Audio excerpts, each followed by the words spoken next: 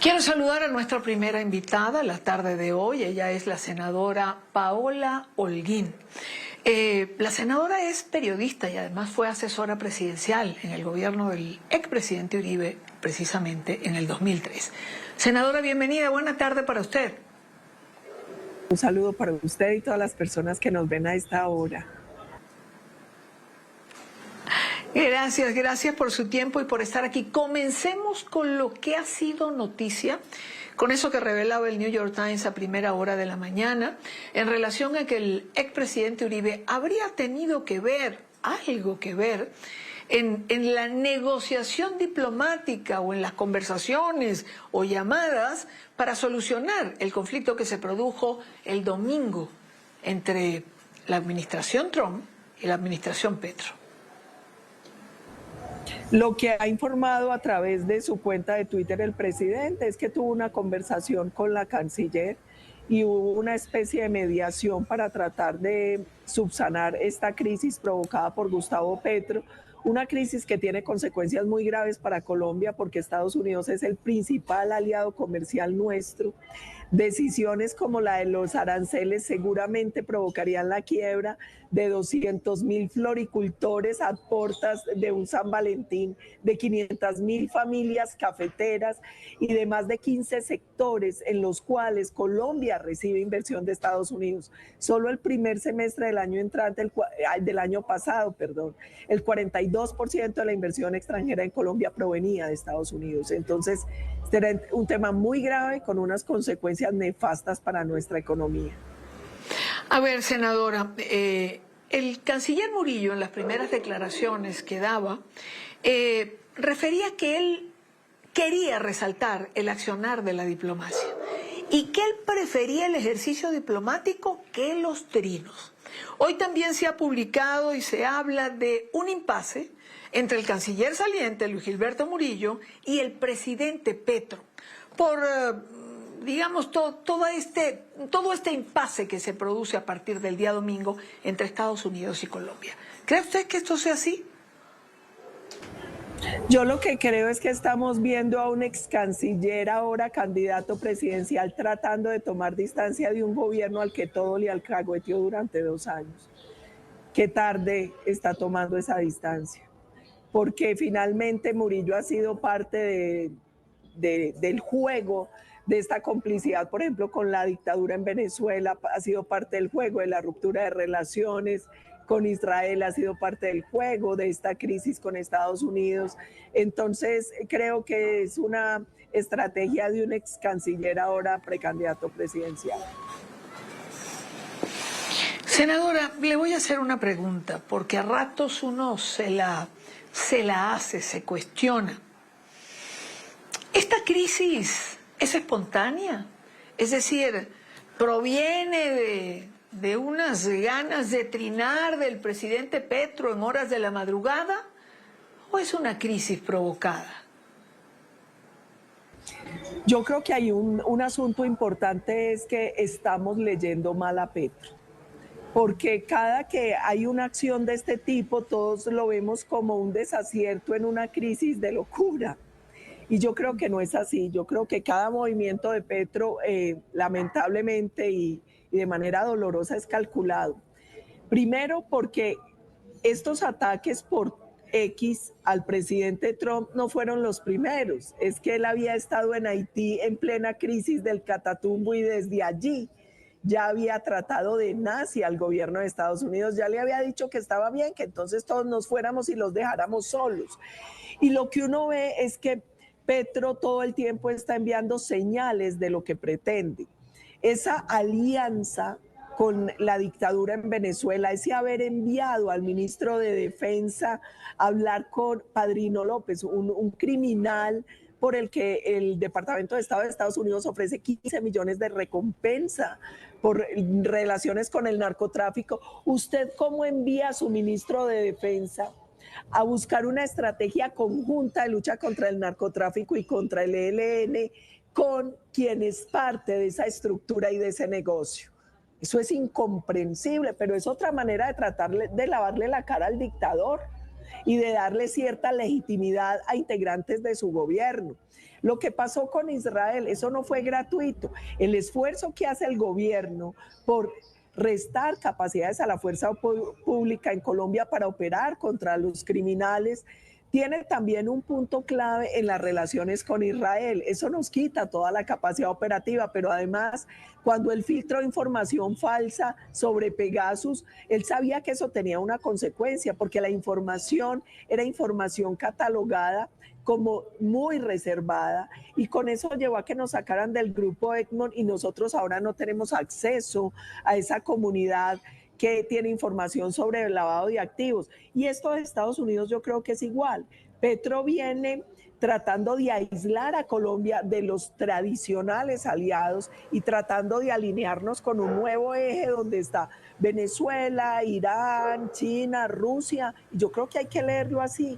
Esto no es ni un tema de locuras, ni de pataletas de un presidente. Yo creo que detrás de esto hay una macabra planeación de una agenda que él está cumpliendo.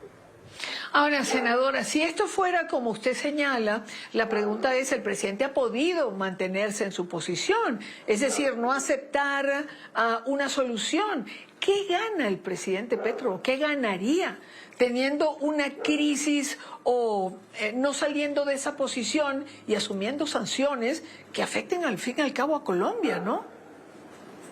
Lo que pasa es que a él parece que poco le importan las consecuencias y nosotros lo vemos con todas las decisiones que toma. ¿Acaso le ha importado poner en riesgo la vida de millones de colombianos asfixiando el sistema de salud porque no le pasaron la reforma en el Congreso? ¿Acaso le ha importado que durante su gobierno las estructuras criminales hayan duplicado el control del número de municipios, el control del territorio? No le ha importado. Él está provocando la crisis perfecta. Hoy Colombia tiene crisis económica, crisis social en salud, en pensiones, crisis energética porque el gobierno no gira los recursos de los subsidios y crisis diplomáticas permanentes. Entonces, yo no creo que esto sea tan ingenuo, porque yo he tenido que ver esta película en otros países, es que lamentablemente con pasos mucho más acelerados, de manera exponencial, Petro está haciendo lo mismo que le hicieron a Venezuela. Está creando una crisis en todos los sectores y aislando al país de los países democráticos. Eso fue lo que hicieron en Venezuela. En Venezuela pasaron de 3 millones de barriles a 700, 900 mil el año pasado por el negocio con Estados Unidos. En Venezuela era uno de los países más ricos de la región y miren lo que está hoy con 8 millones de refugiados. Colombia en estos más de 2 años del gobierno Petro han salido 2 millones de colombianos sin tiquete de retorno. Colombia hoy es el país que lleva más migrantes a Estados Unidos por encima de Venezuela en el último año. Ahí están las cifras, ahí están los datos. Es que dato mata relato y yo creo que aquí lo que está tratando de generar el gobierno Petro es una crisis multidimensional y está moviendo a Colombia hacia otro eje de relación. Ahora, esto en una época, digamos, preelectoral, porque ya Colombia prácticamente está en una época preelectoral, no se le puede revertir al presidente Petro, es decir, tener una mala relación con Estados Unidos, aceptar sanciones, al final va a afectar al pueblo colombiano, al bolsillo de los colombianos.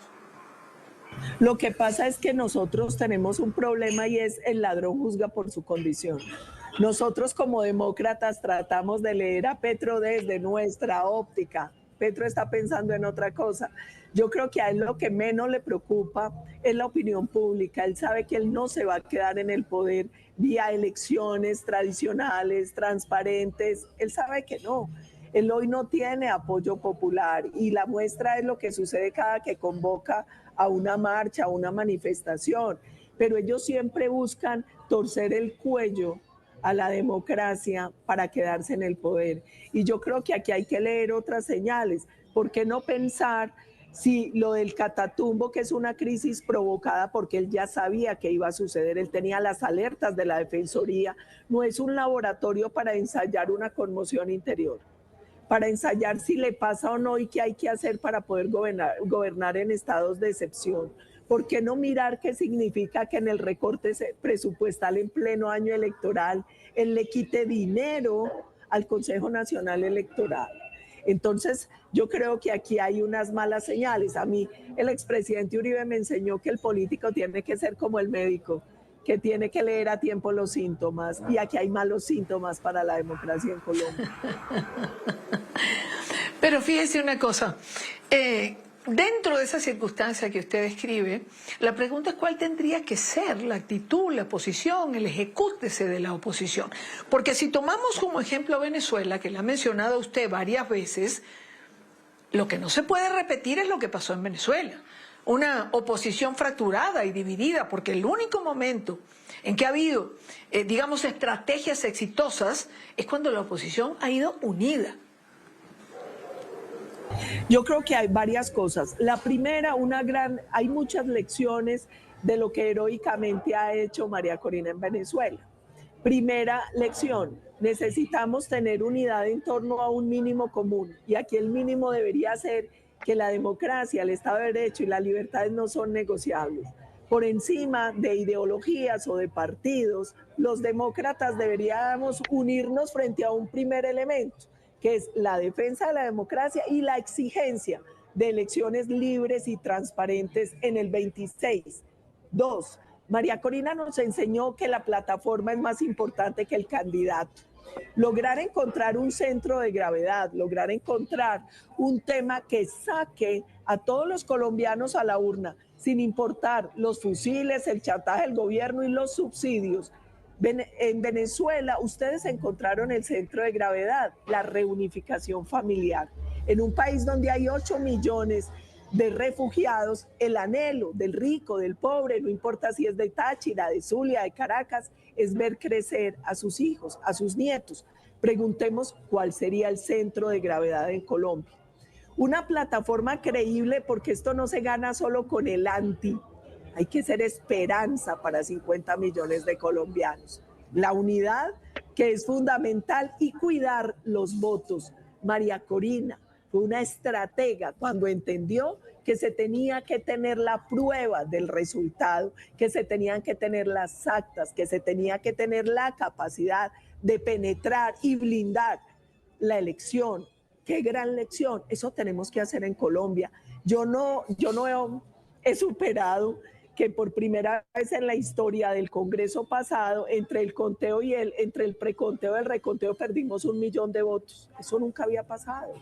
Y eso representó muchas curules para el pacto histórico. Entonces yo creo que aquí hay que echarle ojo también al sistema electoral, ojo al conteo, ojo a los votos, porque si no los cuidamos, ganamos, pero no tenemos cómo cobrar.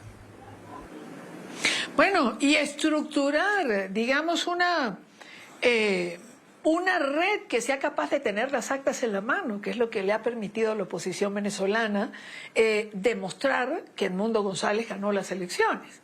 Senadora, un gusto tenerla. Gracias por acompañarnos hoy. Yo le envío un mensajito aprovechando su canal que es tan importante al mundo, y es, yo he visto ciertos sectores cuestionando la oposición en Venezuela y a María Corina. No se los admitimos. Ella ha dado todas las muestras de valor y de coraje. Ella, el pueblo han hecho lo correcto, ya pusieron la sangre, ya pusieron los muertos, ya pusieron los presos políticos, ya pusieron los refugiados, ya pusieron los torturados. Hoy le toca a la comunidad internacional. Les pregunto, ¿hasta cuándo y hasta dónde? Pues ojalá la comunidad internacional responda, senadora, ¿hasta cuándo y hasta dónde? Es una pregunta importante. Gracias, de verdad, gracias por habernos acompañado de nuevo. Un gusto tenerla en el programa.